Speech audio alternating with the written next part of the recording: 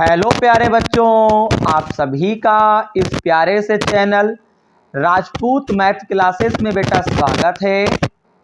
तो बेटे आज की क्लास में हम लोग कक्षा 10 की जो आपकी भौतिक विज्ञान है बेटा, तो बेटे कक्षा 10 की भौतिक विज्ञान में जो आपका पहला पाठ है प्रकाश का परावर्तन तथा अपवर्तन, तो बेटे इस पाठ से संबंधित हमारा जो बेटा आज का लेक्चर है वो लेक्चर 2 है।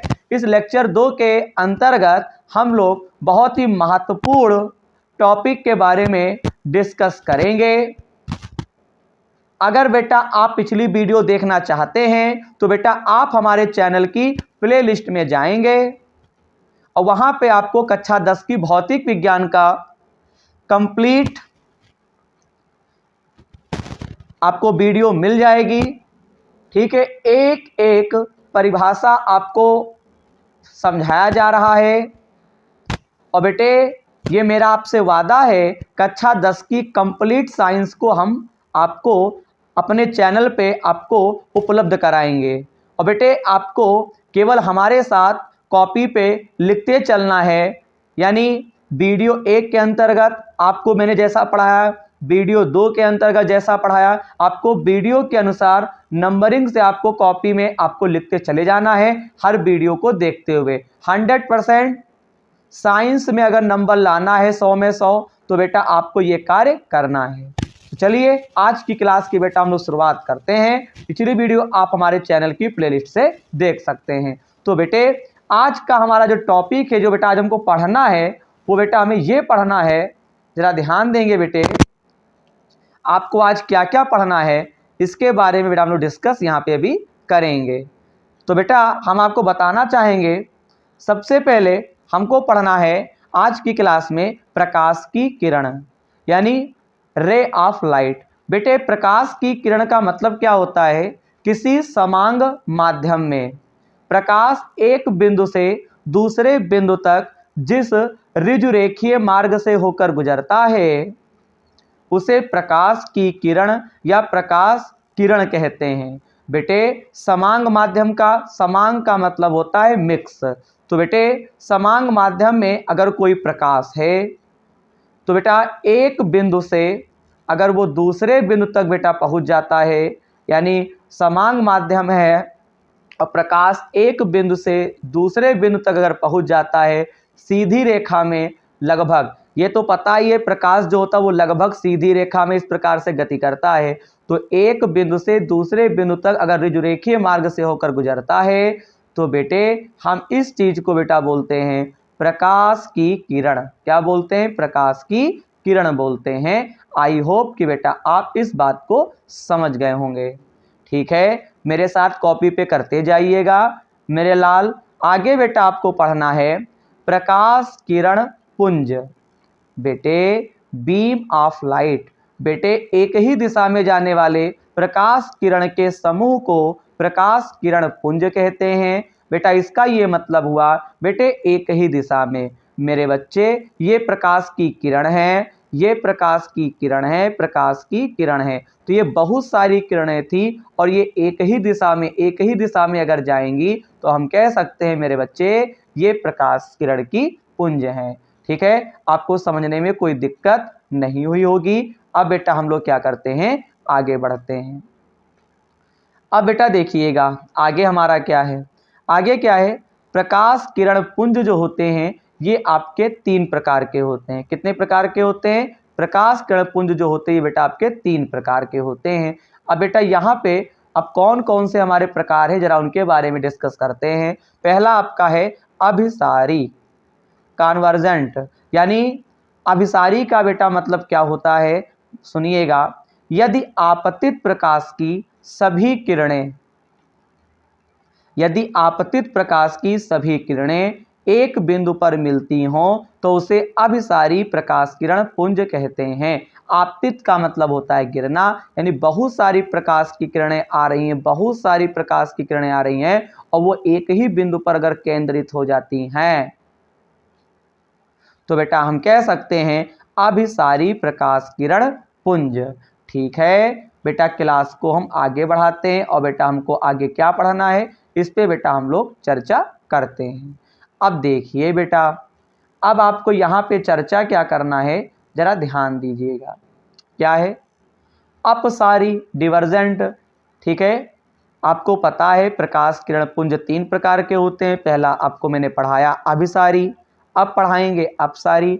यदि प्रकाश की सभी किरणें किसी एक ही बिंदु से आती हुई प्रतीत हो रही हैं तो उसे अपसारी प्रकाश किरण पुंज कहते हैं। यानी बेटा ये हमारे पास एक बिंदु है, इस बिंदु से अगर बहुत सारी प्रकाश की किरणें अगर आ रही हैं तो हम कह सकते हैं अपसारी। बेटा अपसारी का मतलब होता है फैलना और अभिसारी का मतलब होता है एकत्रित होना।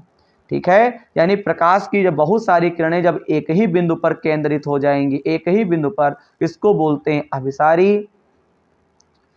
ठीक है, प्रकाश को केंद्रित कर देना एक ही बिंदु पर, वो हमारा अभिसारी होता है। अपसारी का मतलब है जब एक बिंदु से बहुत सारी प्रकाश की किरणें दाएं बाएं निकल आती हैं किरणें, उन्हें हम अपसारी कहते हैं। जैसे सूर्य, आपने सूर्य बाबा को देखा होगा, जब सूर्य उगता है तो उसकी किरणें हर दिशाओं में क्या होती हैं, फैलती हैं, तो हम कह सकते हैं ये क्या है बेटा, अपसारी है।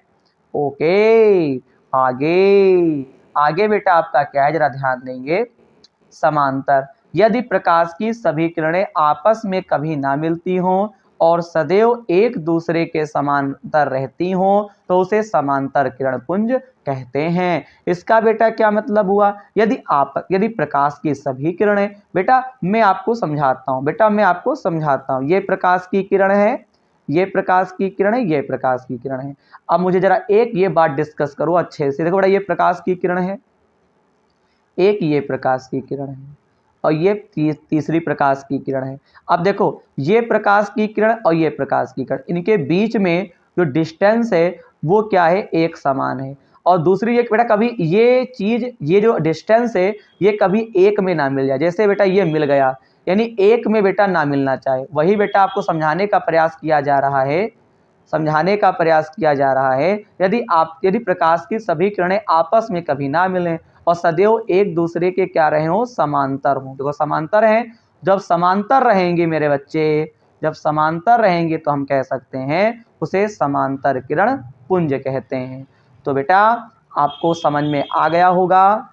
तो बेटे हम लोगों ने अभी की क्लास में क्या क्या सीखा, हम लोगों ने सीखा समांतर क्या होता है, अपसारी क्या होता है बच्चा, और बेटा हम लोगों ने क्या सीखा, अभिसारी क्या होता है, ये आपने सीखा। बेटे ये 3 परिभाषाएं पेपर के लिए इंपॉर्टेंट हैं। प्रकाश किरण पुंज जो होता है ये 3 प्रकार के होते हैं, बीम ऑफ लाइट, इनके टाइप होते हैं 3। एक होता है बेटा अभिसारी, एक मैंने बताया आपको अपसारी, और मैंने एक बताया आपको समांतर। ठीक है, और बेटे आज की क्लास में हम लोगों ने क्या सीखा, प्रकाश की किरण। ठीक है, आई होप कि आज की क्लास में मेरे द्वारा समझाया गया जो भी टॉपिक था वो आपको समझ में आ गया होगा। अंत में मैं आपसे एक बात कहना चाहूँगा, अगर आप हमारी वीडियो निरंतर देखते हैं और हमारे द्वारा बेटा, हमारे माध्यम के द्वारा हम जैसे पढ़ाते हैं वैसे नोट्स अगर बनाते हैं और घर पे आप मेहनत से पढ़ाई करते हैं, 100% आपके 100 में 100 नंबर बोर्ड में, कोई भी बोर्ड हो, आपको 100 में 100 नंबर साइंस में मिलेगा। बस केवल मेरे साथ आपको प्रत्येक वीडियो से देख के नोट्स को बनाते रहना है और समझते रहना है। मैं आपको कंप्लीट कोर्स कराऊंगा बेटा, मैं छुड़वाता नहीं हूँ। बहुत टीचर पढ़ाते हैं वो छुड़वा देते हैं, बेटा मेरा मानना है मैं आपको एक एक चीज पढ़ाऊंगा, वो चाहे न्यूमेरिकल हो, कोई भी चीज हो, बस आपको बेटा हमारे चैनल से जुड़ना है। ठीक है, तो आज की क्लास में हम लोगों ने इतनी बातें समझ चुकी हैं। अगर आज की बात वीडियो में मेरे द्वारा समझाया गया अगर समझ में आया हो तो बेटे आपको हमारे चैनल को सब्सक्राइब और बेटे वीडियो को लाइक और चैनल को अपने दोस्तों में शेयर कर देना है। ये हर बच्चे की जिम्मेदारी है, और बेटा हर बच्चे की जिम्मेदारी है। इस छोटे से चैनल को बेटा आपको क्या करना है, बड़ा सा चैनल आपको बनाना है। ठीक है, और बेटे अगली क्लास में बेटा हम इसी ऊर्जा के साथ आएंगे। कक्षा 10 की भौतिक विज्ञान का जो आगे का टॉपिक है, यानी पहले पार्ट का जो आगे का टॉपिक है, उसके बारे में डिस्कस करने। तब तक आप क्या करेंगे, आप इस वीडियो से जो मैंने पढ़ाया इसे कॉपी पे नोट करें। तो बेटे मिलते हैं अगली क्लास में, इसी ऊर्जा के साथ आपको पढ़ाने के लिए हम आएंगे। जय हिंद।